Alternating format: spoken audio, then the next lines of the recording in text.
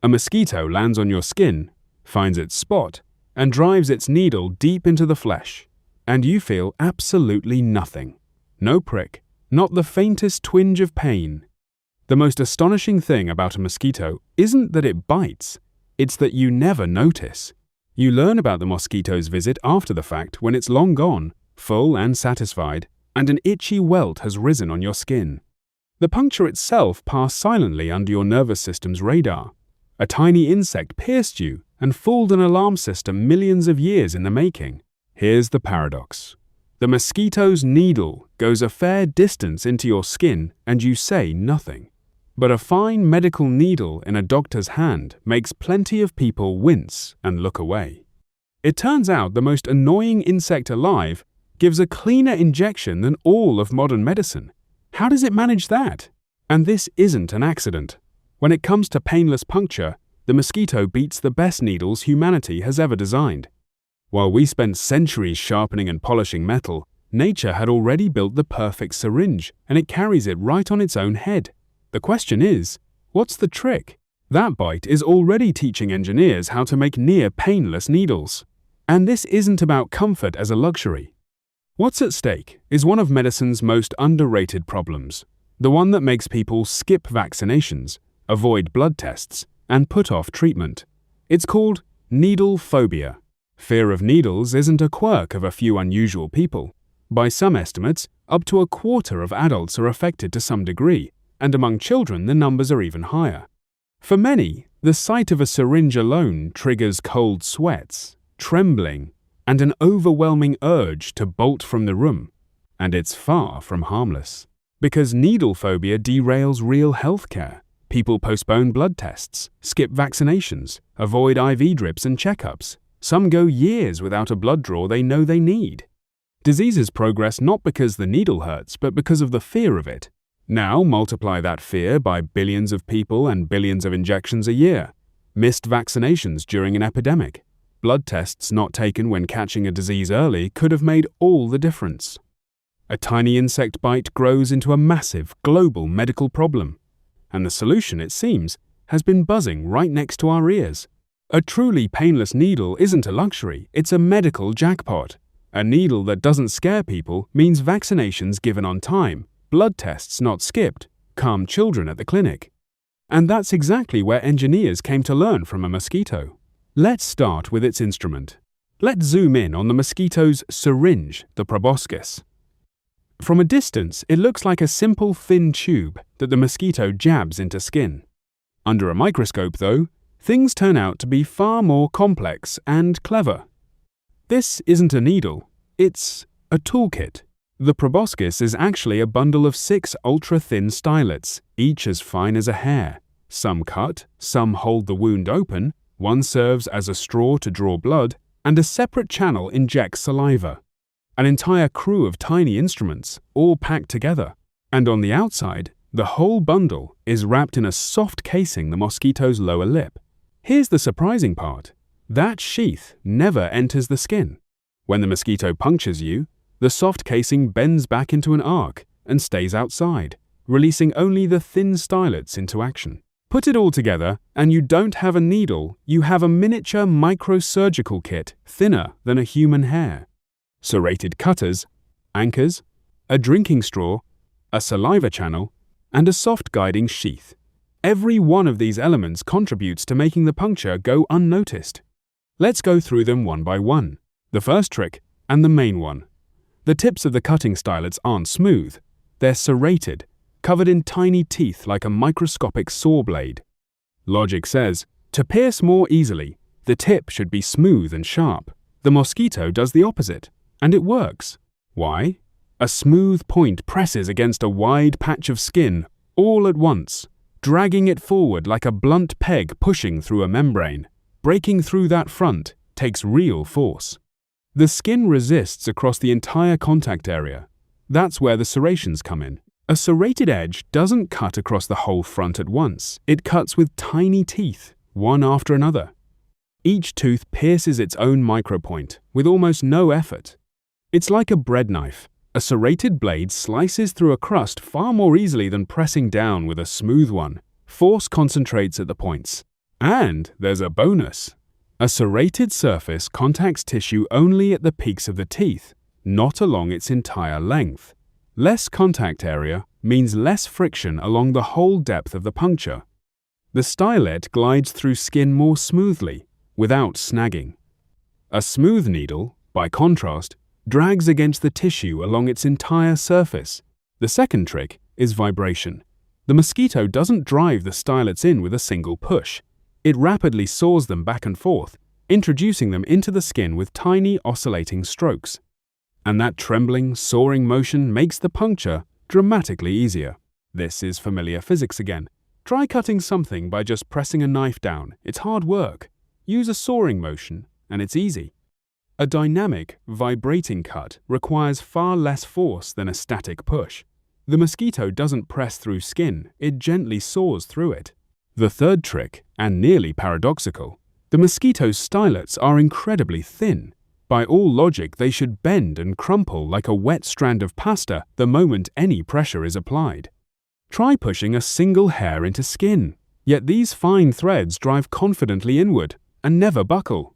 Why? The secret is coordinated movement. The stylets don't all advance at the same time. They take turns. While some push forward, others are already embedded and anchored. Then they swap roles. This means the bundle is always gripping something, constantly bracing itself against bending. At the very start, the soft sheath helps those delicate stylets along. It holds and guides them so they can't splay apart like a sleeve or guide collar. Then, once the stylets are inside the skin and bracing each other, the sheath folds back and steps aside. Support exactly when it's needed. And here's a beautiful piece of engineering. Where cutting and holding are required rigid serrated stylets. Where guiding and protecting are required a soft, flexible sheath. Hard and soft combined in a single instrument. Not either or, but a smart partnership between two very different materials. The fourth trick is sheer thinness. The mosquito's stylets are several times finer than any medical needle. Pain in the skin comes from tiny sensors, nociceptors. The thicker the needle, the more of them it hits and the more pressure it puts on the tissue. A slender stylet slips through almost between them. And the fifth trick. When the mosquito injects its saliva, it isn't just thinning the blood to drink more easily. Its saliva also dulls pain, dampening the signals from the receptors. In effect, the mosquito administers its own local anesthetic right at the moment of the bite. That's why you feel nothing. Put it all together. Ultra-fine stylets, serrated saw-like tips, a vibrating, soaring stroke, alternating movement to prevent buckling, and numbing saliva on top of it all. 5 tricks at once, and a deep puncture you simply don't notice. Now we can put a number on it. Clear explanations are good, but engineers need figures. Exactly how much easier does the mosquito pierce skin compared to our needles? Bharat Bhushan's team at Ohio State University set out to capture the mosquito's trick in numbers. And here's the result. The mosquito pierces skin with roughly 3 times less force than the finest, most delicate medical needles currently available. Not slightly less, 3 times less. That's a chasm. And it became the benchmark engineers wanted to match. 3 times less force, while the needle still goes deep, that's the target. If you can replicate even some of the mosquito's techniques, an injection can be made dramatically gentler. The mosquito essentially handed engineers a ready-made design brief. All that was left was to build it in metal and plastic. And someone took it on in Japan. Engineer Seiji Aoyagi at Kansai University set himself a bold task: replicate the mosquito's proboscis in a real needle. Not just draw inspiration from the idea, but copy the actual geometry, the fineness, the serrations, the tip structure. He created a microneedle about the thickness of a mosquito's proboscis, meaning several times thinner than a standard one. And he covered its surface with the same serrations found on the mosquito's cutting stylets. Small, uneven, toothed, the exact opposite of the smooth, shiny needle you find in a clinic. In some versions, the needle replicated the mosquito's second technique motion.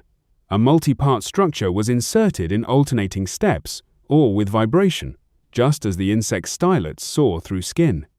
The engineers copied not only the shape of the proboscis, but its clever puncture mechanics. And here's what testing showed. People injected with this needle felt virtually nothing. Not slightly less painful, almost nothing at all. A needle built on the mosquito's design pierced skin just as imperceptibly as the insect itself. Think about the irony. Engineers copied the mouthpart of a creature everyone despises and swats on sight and produced a needle that barely stings. The most annoying bite in nature turned out to hold the blueprint for the gentlest injection in medicine. Now, where all this leads.